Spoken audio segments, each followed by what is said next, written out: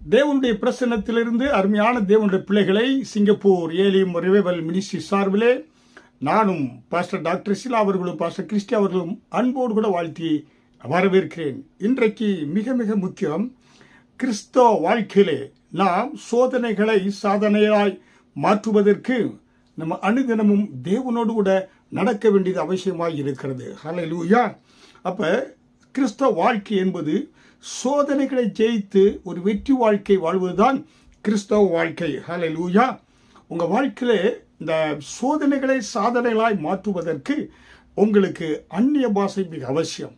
ஒரு தேவனுடைய பிள்ளையை ரட்சிக்கப்பட்டு ஞானஸ்நானம் எடுத்து அவன் அடுத்தபடியாக அபிஷேகத்தை பெற்றுக்கொள்ள வேண்டியது மிக அவசியம். ஏனென்றால் உங்கள் அபிஷேகம் தான் உங்கள் மாம்சமான பலனை அதை மேற்கொள்வதற்கும் உங்கள் உள்ளான மனிதனை நாளுக்கு நாள் ஒரு பலவானாய் மாற்றுவதற்கும் இந்த அபிஷேகம், இந்த அந்நிய பாஷை மிக அவசியமாய் இருக்கிறது. ஹல்லேலூயா. தேவனுடைய பிள்ளைகளே, ஒவ்வொரு நாளும் அதிகாலை எழுந்து வெளியே செல்கின்ற பொழுது ஆவியானவர் என் மேல் அளவில்லாமல் இருக்கிறார் என்று சொல்லி நீங்கள் செல்கின்ற பொழுது அந்தகார வல்லமைகள், பிசாசின் கிரியைகள், எல்லா விதமான விபத்துகள் எல்லாவற்றிலிருந்து தேவன் உங்களை பாதுகாத்து அற்புதமாக நடத்துவார். இயேசு கிறிஸ்துவும் ஒவ்வொரு நாளும் அவர் என்ன செய்தார்?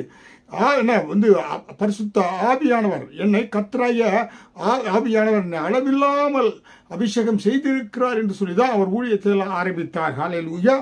அப்போ உங்களுடைய வாழ்க்கையில் ஒரு வெற்றி வாழ்க்கை வாழ வேண்டும் என்றால் இந்த வெற்றி பாஷை, அந்நிய பாஷை பேசி அபிஷேகத்தில் நிரம்பி செல்கின்ற பொழுது நீங்கள் தேவனுடைய பிரசனத்தை உணர முடியும். தேவ பிரசனத்தை நீங்கள் உணர்கின்ற பொழுது, தேவ சமூகம் உங்களோடு வருகின்ற பொழுது ஆண்டவர் எல்லா தடைகளையும் உடைத்தெறிந்து உங்களுக்கு ஒரு வெற்றி வாழ்வை கொடுக்கக்கூடியவராக ஆண்டவர் இருக்கிறார். ஹல்லேலூயா.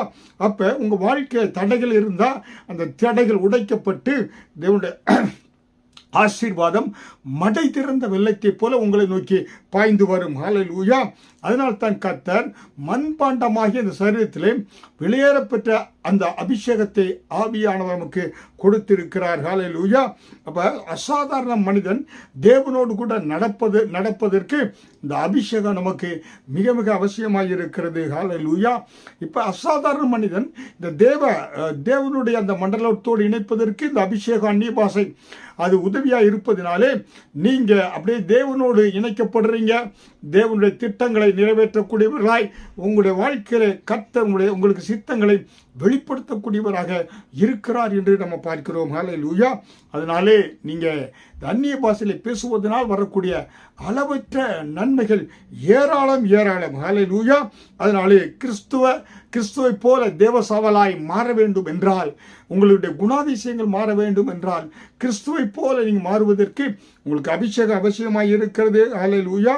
உங்களுடைய குடும்பங்களிலே, உங்களுடைய வீட்டிலே ஒரு சமாதானம் நிரம்பி வழிய வேண்டும் என்றால், ஆவிக்குரிய கனிகளை கொடுப்பதற்கு உங்களுக்கு இந்த ஆவியானவர் உதவி செய்வார். அபிஷேகத்தை பெற்றுக்கொள்ளுங்க. ஆவியானவர் உங்களுக்கு இந்த ஆவியின் கனிகளை நீங்கள் கொடுப்பதற்கு, ஆவியின் கனிகளை அள்ளி கொடுப்பதற்கு, ஏன்னா ஒரு குடும்பத்தில் சமாதானம் ஆசீர்வாதமான ஒரு குடும்பமாக இருப்பதற்கு இந்த ஆவியானவர் உங்களுக்கு உதவி செய்வார். ஹல்லேலூயா. உங்களுடைய வறண்டு போன வாழ்க்கை செழிப்பாக மாறுவதற்கு அனந்த நாணத்தை இந்த ஆவியானவர் உங்களுக்கு கொடுப்பார். உங்கள் வாழ்க்கையிலே அற்புத வாசல்கள் திறக்கப்படும். உங்களுடைய குடும்பம், உங்களுடைய வேலை, உங்களுடைய ஊழியம் எல்லாம் தலைகீழாக மாறிவிடும். இந்த அபிஷேகத்தை நீங்கள் பெற்றுக்கொண்டு தேவனோடு நீங்கள் நடக்கின்ற பொழுது, ஹல்லேலூயா, அருமையான தேவனுடைய பிள்ளைகளே, அதனால்தான் ஏன்னா ஆதி அப்போஸ்தலர்கள் வல்லமையான ஊழியம் செய்வதற்கு இந்த அபிஷேகம் அவசியமாக இருந்தது. ஒரு சிறப்பான ஊழியங்கள் செய்தார்கள். அவர்கள் அசாதாரண துணிச்சலான காரியங்களை கர்த்தருக்காக செய்தார்கள் என்று பார்க்கிறோம். காரணம், உங்கள் வாழ்க்கையில இடைவிடாத ஜெபம், அபிஷேகம், அணையாத ஆராதனை எல்லாம் காரணம் இந்த அபிஷேகம் ஊற்றப்பட்டதினாலே. ஹல்லேலூயா. உங்கள் வாழ்க்கையில தேவனுடைய திட்டத்தை நிறைவேற்றுவதற்கு இந்த அபிஷேகம் அவசியமாக இருக்கிறது. அன்றைக்கு மோசே நாட்களில் 70 பேர் மேலே இந்த தீர்க்கதரிசி ஆவியானவர் இறங்கினார்.